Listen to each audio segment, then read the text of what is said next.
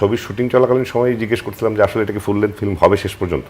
এক, দুই হচ্ছে যে ভাবছিলাম যে এই সিনেমাটা মানে এটা তো অনেকেই সিনেমা বানায় আমাদের বন্ধু বান্ধব অনেকেই যারা বিভিন্ন ফেস্টিভ্যালে পাঠায়, ফেস্টিভ্যালে কিছু পুরস্কার নিয়ে আসে, কোথাও একটু পত্রিকায় লেখালেখি হয়। আমার এরকম পর্যন্ত একটা এক্সপেকটেশন শুটিং চলাকালীন ছিল।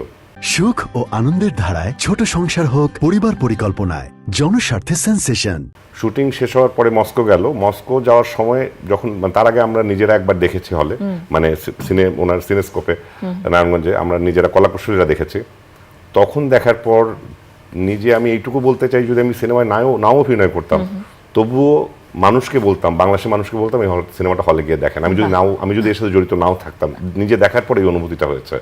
আমার এ যাবৎকালের সবচেয়ে বড় অ্যাপ্রিসিয়েশন বা আমি মানুষের কাছ থেকে যে রিয়াকশন পেয়েছি, অনেকে বলছে আমাকে মারতে ইচ্ছে করছে, মানে রিয়াকশনে বলছে, বেশিরভাগ লোকই বলছিল যে লোকটা খুঁজছে কোথায় মারা দরকার লোকটাকে, এরকম।